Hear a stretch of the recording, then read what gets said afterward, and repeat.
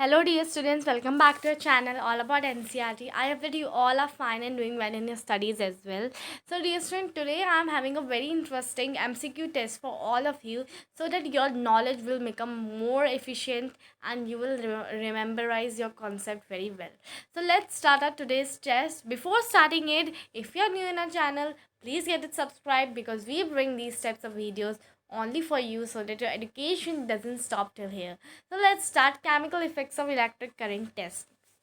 Now see which of the following gas is formed at the electrode connected to the negative terminal of the battery. कौन सी gas form होती है जब आपका electrode जो है वो negative terminal of the battery में connect होता है? हाइड्रोजन होती है, नाइट्रोजन गैस होती है, ऑक्सीजन होती है या कार्बन डाइऑक्साइड होती है? Dear student, remember I am talking about negative terminal. Remember I am talking about negative terminal.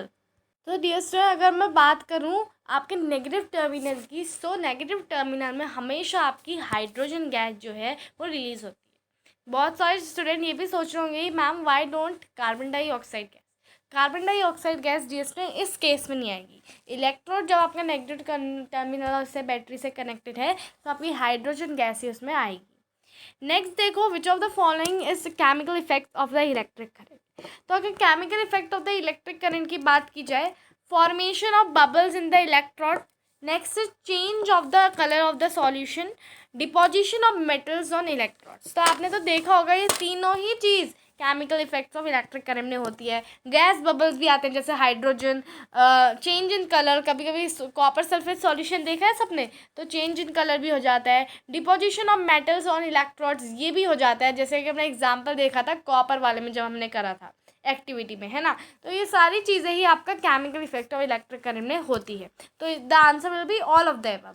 If you have not seen the video, don't worry dear students, we have make a playlist for all of you which is science class 8th playlist. So please go ahead there and watch all the videos from starting to the end of the chapter which is the light. तो dear student, हमने recently हमारी class 8th की science पूरी ख़त्म कर दी है, तो आप हमारी प्लेलिस्ट में जाके साइंस का कोई भी चैप्टर का वीडियो देख सकते हो. Now next question dear student इसमें है, which of the following is added to make the copper sulphate solution more conducting. कौन सा इसमें से आपका ऐड किया जाता है ताकि आपका कॉपर सल्फेट सॉल्यूशन ज़्यादा कंडक्टिंग बन सके? Hydrochloric acid, sulphuric acid, nitric acid या कार्बोनिक एसिड? अगर आपको याद हो, कॉपर सल्फेट सॉल्यूशन को हम अगर सल्फ्यूरिक एसिड के साथ मिक्स करते हैं तो वो ज़्यादा कंडक्टिंग बन सकती है. तो डियर स्टूडेंट, इसका आंसर क्या होगा?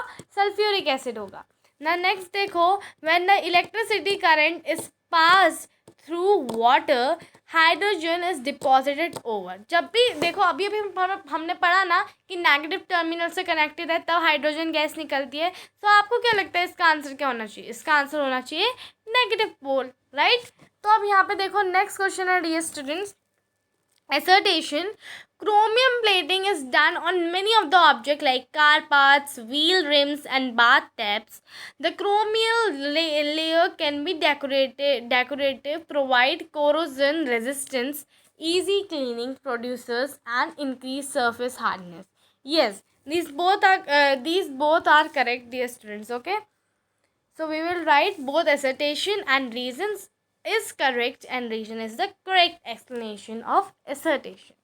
Now next question dear student, which is which of the following is an example of electroplating. electroplating होती क्या है? सबसे पहले ये आपको पता होना चाहिए. electroplating डियर स्टूडेंट आपकी एक चीज़ होती है जिसमें आपका जो है दूसरे मेटल की डिपॉजिट आप एक चीज़ में कर देते हैं. जैसे अगर आपने अपनी साइकिल देखी होगी, साइकिल में इतना अच्छा आपका चांदी जैसा कलर क्यों आता है? क्योंकि क्रोमियम की वहाँ पे इलेक्ट्रोप्लेटिंग की जाती है, right. So coating of chromium on many objects such as taps, cars and this, coating of gold or silver on less expensive materials, coating zinc on tin to make can. तीनों ही correct है ये student. तो आपका ऊपर का क्या होना चाहिए? ऑल ऑफ द अबव होना चाहिए, ठीक है. तो now next question is dear students, when an electric current is pass through the water, dissociation is indicated. जब इलेक्ट्रिक करंट वाटर से पास होता है तो क्या होता है?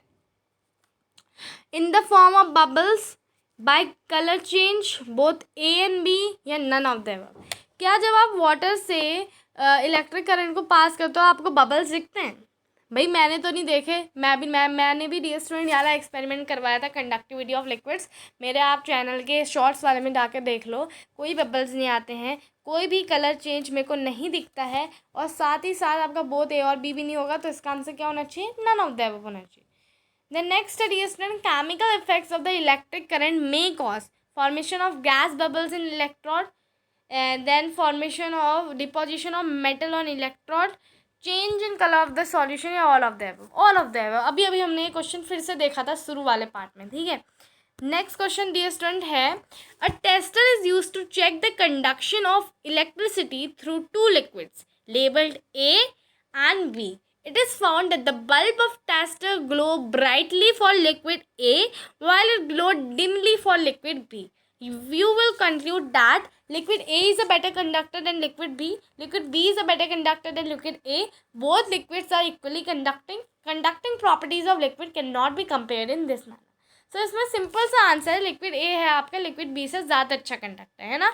हमने पढ़ा था पुअर कंडक्टर्स और गुड कंडक्टर्स के बारे में, राइट। अगर ए में हमारा ज़्यादा ब्राइटली ग्लो कर रहा है, इवेंचुअली उससे क्या हो रहा है, ज़्यादा हीट प्रोड्यूस हो रही है, ज़्यादा इलेक्ट्रिसिटी प्रोड्यूस हो रही है, राइट। और बी से ज़्यादा इलेक्ट्रिसिटी प्रोड्यूस नहीं हो रही है, इसका मतलब वो पुअर कंडक्टर है ना। Now the next question is dear student, tin cans are the tin electroplated on iron. Tin cans में क्या टिन इलेक्ट्रोप्लेटेड होता है आयरन में। These tin cans are use to preserve food items. Why not iron cans use without tin coating? क्योंकि tin जो होता है वो लेस रिएक्टिव देन आयरन, या tin is more reactive than iron, या tin is cheaper than iron, या tin is lighter than iron. Tin जो होता है वो लेस रिएक्टिव होता है डियर स्टूडेंट, इसलिए टिन कैन्स यूज किए जाते हैं। So let's sum it. I cannot show you what is going to come, so here we have end quiz, but summation result I will show you, I will just tell you, okay, because of some reasons, okay। So dear student, आपको कैसा लगा ये बहुत ही amazing सा test जो कि electric chemical effects of electric current में था। काफ़ी इंटरेस्टिंग था, काफ़ी मज़ा आया होगा आप सभी में से कुछ लोगों को, बिकॉज ये जो चैप्टर्स हैं ये बहुत ही ज़्यादा इंटरेस्टिंग है। बस समझने की बात है कि आप कितना समझ पाते हैं, और आपके लिए हमने बना रखी है साइंस क्लास 8 की प्लेलिस्ट, तो go there and watch our videos, so better understanding will be there. तो thank you so much dear for watching this video. I hope that आपने इसमें से बहुत अच्छे क्वेश्चंस देखे होंगे, कैसे क्वेश्चंस आपके कंपैरेटिव एग्ज़ाम्स में आते हैं, और साथ ही साथ आपके ये क्वेश्चन एग्ज़ाम्स में भी आ सकते हैं, है ना। Thank you so much dear students.